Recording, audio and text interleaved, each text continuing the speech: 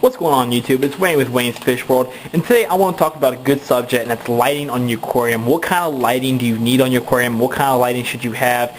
And just the general types of lighting and what they're used for and what kind of light bulbs, fixtures, everything there is to know about lighting, I want to cover it.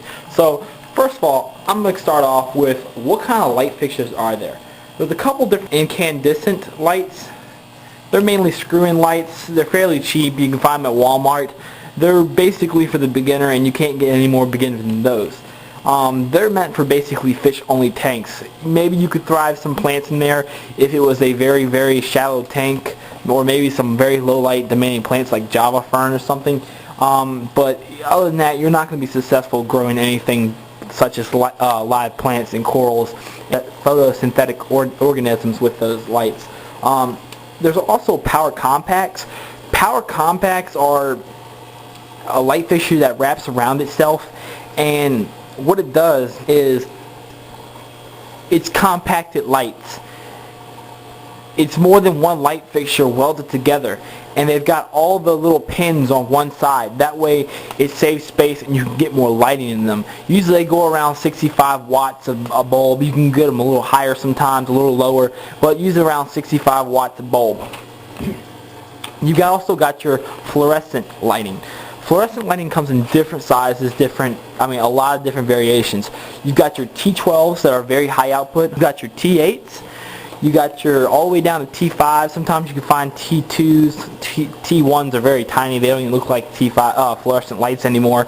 But basically what it is, T12s are very high output, but T8s are kind of inefficient. T8s don't really get off that much light. Now, T5s are amazing. T5s can penetrate deep into the water because they're reflectors. And I've got T5s on this lighting system. I'm going to show you what I'm talking about. I'm going to show you my 36-inch dual light. T5s, you can see, are very skinny. You can put a lot in there and save a lot of space. And they usually generate light around 36 watts, 50 some watts, all depending on the length. 24-inch light bulb would maybe around 18 watts, 24 watts around there. A 36 watt would be around 36 watts. 48 would be around 50 to 60, and it goes on and on and on. The longer the light bulb, the more watts it brings out. And then we've got our one more thing about metal T5s is that the reflector is basically taking all that light and aiming it straight down to your system. That way you get more lighting, you get more power, you get more lumens, and it's just a lot better. The next one up is metal halides. I don't have any metal halides on this system. Metal halides are really expensive. And they put out a lot of light and a lot of heat. Now there's a couple different kind of metal halides. You can get the mobile screw-ins, or you can get the HQUIs. The HQUIs have two ends on them, and they're a little bit smaller. Metal halides usually need fans or chillers. It all depends on your tank size because they do generate a lot of heat. But if you got a deep tank like a 125, 220, 360 gallon, you might want to get some metal halides. All depending on what you're growing. Then you've got the most expensive and the most efficient. This light system it's a metal halide on steroids. The plasma lights are ridiculous. If you got them, you know what you're doing. You're a pro, no doubt about it. They're expensive as hell too. They run about, I don't know, more than $1,000. I know that. It's just for one light fixture. So I'm never going to get a plasma light in my lifetime, probably. I'm not really interested in them. But people with reef tanks that are deep tanks, you probably need plasmas. I know public aquariums use plasmas because metal halides won't cut it in those deep aquariums. Plasma lights are insane. Now, what kind of lighting fixture do you need on your tank? Now, if you got a fish-only tank, you're only going to need a half a watt to a watt. And more than that, it's going to promote algae growth. Now, the lighting is just an fish-only system. It's just basically to illuminate the tank. That way, your fish can see and you can see the fish. For a plant tank, it all depends. Now, here's the thing about watts. Watts are kind of irrelevant. They're very irrelevant.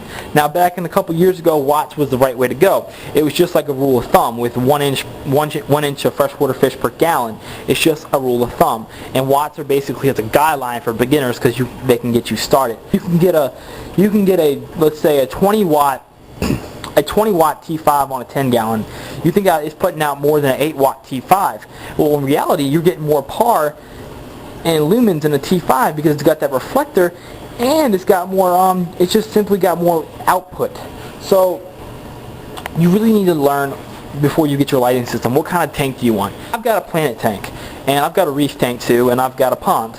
Now this system, I could easily went with metal halides, but the thing I didn't go with metal halides is they get hot, they need chillers, they're expensive, they'll run my electricity bill up, and it's just not worth it. It's going to be a lot of money buying them, it's going to be a lot of money replacing them, and it's just a lot of money. So I said, let's go with the next best thing, in my opinion, and that's T5s.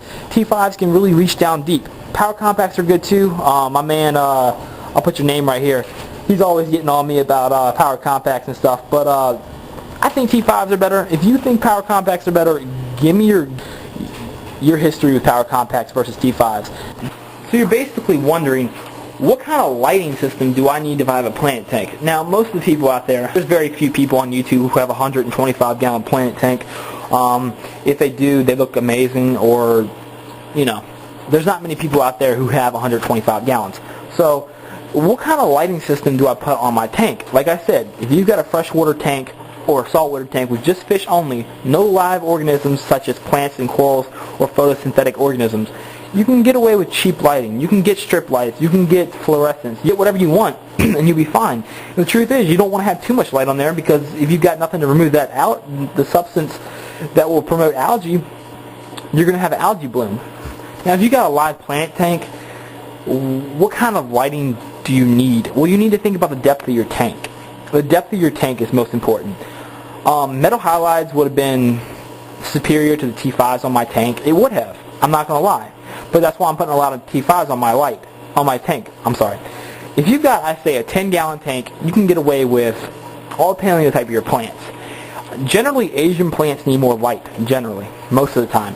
Amazonian plants need less light. You can get away with some power compact screw-ins for a 10 gallon tank. For a 20 gallon tank, you can get away with some strip lights, power compacts, T5s. If you got something, I would say once you start getting up to the height of a 55 gallon, you really want to start getting some high output T5s or some really good power compacts. Metal halides and plasmas on a 55, I think it's overkill. I honestly do, but it all depends. Plants need good substrate, and I mean, I'm getting off topic there, but you need to realize, you need to think about your situation in your tank. What do you need? Let me talk about corals real quick. Now, corals, you know, you're going to feed some corals zooplankton, marine snow, phytoplankton, etc. But, you know, corals are really dependent on their symbiotic relationship with their algae inside of them. So you need to feed that algae to withstand your corals. And the more light that algae has, the better your corals will grow. Now, a lot of people don't want to overdo their corals. They don't want to overdo the light because it's going to bleach out their corals. So what I'd say, if you have a 55 gallon reef tank, it all depends. If you've got softies and leathers and, you know, polyps, you can get away with T5, high output T5s or very high output T5s and power compacts. Now, if you're going with LPSs and SPSs, which are stony corals like Monipora, stags, bird nest, etc., etc., you're going to need some higher output lighting. Now, I would say go with the metal halides on that. Now, for plasmas, you got to have an insanely deep tank. Now, Dr. Tim, I don't know if you guys know him. You should if you're on Fish Tank TV. Now, he had I don't know if he still got it or not. He's got a 612 gallon or something like that. It's a 600 plus gallon tank. Now, metal halides wouldn't even cut that. I mean, that water depth is, I think it was like 4 foot long, a 4 foot deep tank. Yeah, 4 foot tall. I'm not sure on that. Could be wrong. Now, that's a tank size that would need plasmas, because metal halides, and once you put a lot of metal halides on there, you know, your plasmas, you need the plasmas because they're just going to cut through. So, you just need to really think about what you're getting. If you're going with a reef tank, you know, you need certain lighting. If you go with a planet tank, you need certain lighting. Now, there is one more type of lighting. That's LED. LED lights they're getting there. They really are. I think they're the future. I don't think they're going to beat metal halides yet, and they're nowhere near close to plasmas. But metal LEDs are really coming a long ways. Now, sometimes you can find an aquarium at Walmart or Petco with LED lighting, and it'll be a couple bucks, and it just illuminate the tank, or you got like little freshwater glowfish or something. It's just to illuminate and appeal to your sense of sight.